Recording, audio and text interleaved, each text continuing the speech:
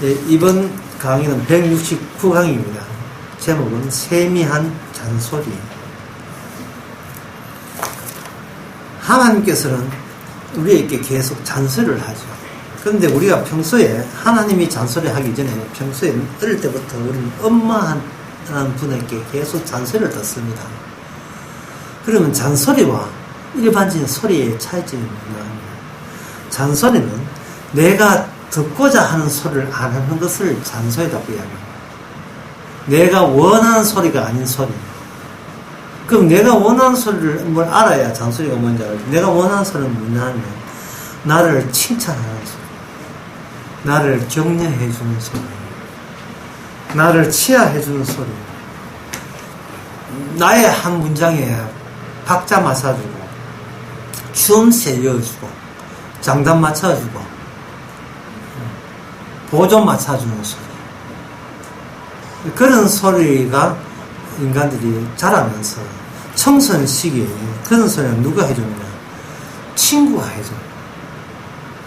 그래서 좀 컸다 싶으면 엄마 말 안 듣고 누구 말 듣는가 하면 친구 말 듣죠. 친구라도 잔소리만 한 친구는 얼마 안 갑니다. 안 가고 무턱대고 나를 잘한다 격려해주는 친구는 오래 가죠. 그런 친구 사귀다가 혹시 그런 친구 가운데서 남자 같은 경우에 여자 중에서 그런 친구가 생긴다면 결혼할 가능성이 높습니다. 그래서 연애할 때는 단순히 허점이라든지 그렇게 격려의 말을 하지 잔소리를 하지 않아요. 잔소리를 결혼한 이후로 딱 남겨두죠.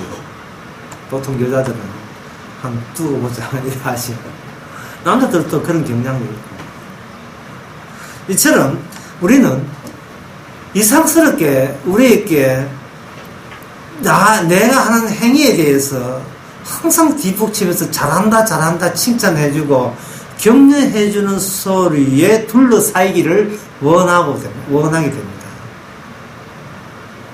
그건 왜 그러냐 하면은 우리가 악마의 조정을 받고 마귀의 아바타처럼 분신처럼 그렇게 살아갔기 때문에 그렇습니다. 악마가 항상 타락천사입니다. 악마가 상대하는 것은 누구냐면 여자의 후손과 상대해요. 다시 말해서 메시아와 상대합니다. 메시아와 상대하면서 악마가 노리는 것은 뭐냐 하면 그 메시아가 사람들에게 살해당해 죽었다는 그 제발 그러한 이야기만큼은 빼고 그거는 빼고 그걸 지나쳐서 그 소리 말고 모든 다른 소리를 악마가 인간에게 계속 퍼부어서 인간을 자기 사람은 다 만들었어요. 예를 들게 되면 잘한다 훌륭하다 그래 힘들지 하지만 역경을 이겨내면 찬란한 미래의 영광은 너를 기다리고 있어. 이렇게 격려해주고 용기를 북돋아주는 이야기가 오직 마귀에서만 나옵니다. 그런데 세상의 모든 교회의 설교를 한번 들어보세요. 전부 다 마귀 말이에요. 심지어 십자가 이야기하면서도 십자가를 한때 우리에게 시련을 주지만 우리에게 희망을 주는 십자가로 전부 다 이야기를 해버립니다. 100% 마귀 말입니다.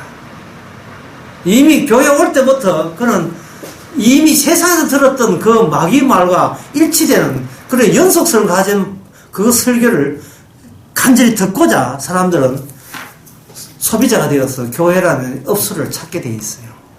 목사는 얼씨구나 하고 거기에 긍정적인 희망을 주는 설교로 마무리 지옵니다. 처음에는 뭐 고난이 어떠니 힘든이 어떠 하지만 마무리는 희망이에요. 전부 다 마귀의 분신들이 강단에 서서 그런 설교를 하고 있다고 보시면 이거는 양보할 수 없는 진리입니다. 이거는 분명한 사실이에요. 그런데 성경에 보면 하나님이 한 번도 인간을 격려한 적이 없습니다. 성경에 보면 하나님은 자기 계획을 이해할 뿐이지 절대로 격려하지 않습니다. 사랑하는 집사한테도 그랬고 심지어 사도 바울 때도 마찬가지였습니다. 사도행전 24장 27장 24절에 폭풍이 있는 것 가운데서 하나님의 사자가 이렇게 합니다. 바울아 두려워 말라. 내가 가해 앞에 서야 하였고 또 하나님께서 너와 함께 행선한 자를 다 내게 주셨다 합니다. 하나님의 두려워 말라고 하는 건 격려하는 것이 아니고 내가 이미 내한테 준 게 있다는 겁니다. 그게 뭐냐면 하나님의 사랑이에요. 27장 사도행전 27장 24절. 그것은 하나님께서 이미 사랑의 관계가 있습니다. 그 사랑의 관계는 로마서 8장 끝에 보면 환난이나 공고나 핍박이나 기근이나 적신이나 위험이나 어떤 경우라도 끊어지지 않는 사랑이에요. 격려를 하는 게 아니고 하나님이 우리에게 심어준 것을 분명히 도드라지게 확인하는 차원의 말씀만 계속 주시는 거예요. 열왕기상 19장도 마찬가지입니다. 열왕기상 19장 12절부터 보면 11절부터 14절에 보면 거기에 엘리야하고 하나님하고 대화하는 장면이 나옵니다. 열왕기상 19장 11절에서 14절까지.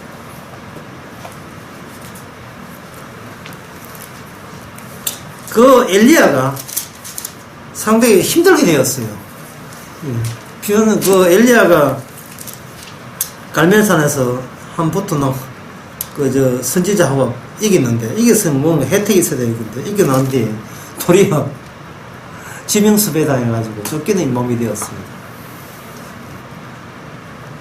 그래서 40일 40주야를 행해서 호렙산에까지 도망치게 되었어요. 40일 동안.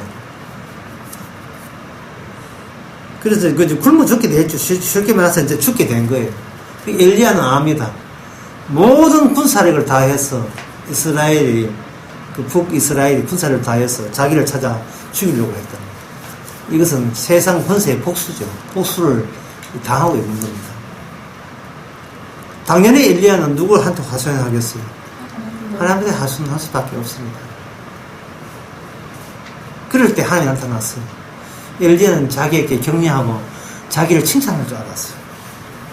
하나님이 나타나는데 강한 바람이 산을 가르고 바위를 부수면서 나타났습니다. 그래서 그 속에 하나님인 줄 알았어요.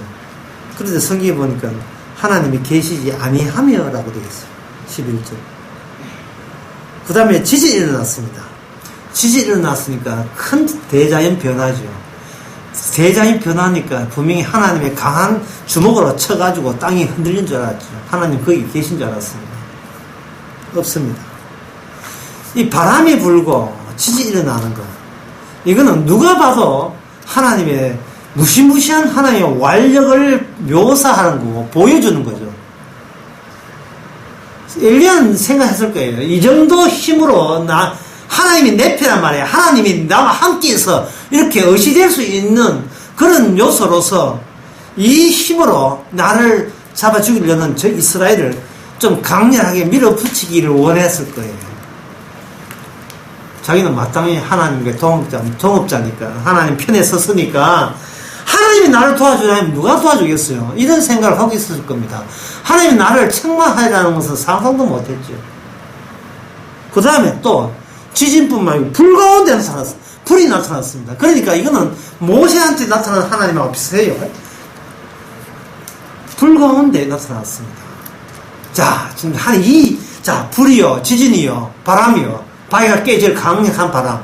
이 정도 하면 이제는 북이스라엘 군사가 떼쓰리 담에 들어도 이제 하나님 나를 지켜준다는 표시처럼 느껴졌을 겁니다. 그러나 거기에도 하나님이 계시지 않았습니다. 이 말은 뭐냐 하면, 엘리야야, 네가 하나님이 이런 하나님이기를 네가 원하고 있지. 세차게 바람 불고 지진이 일어나고 불 가운데 모조리 다 몰살시킬 정도로 위기 있는 하나님이 나와 함께 있다는 안도감, 네 그런 걸 원했느냐? 정말 하나님 나타날 때는 세미한 음성과 나타났어요. 잘 들어야 들릴 정도로. 계신가 안 했는가 진짜 혼동될 정도로. 그리고 나타났습니다. 나타나서 엘리야가 자기의 원망의 소리를 내듣습니다.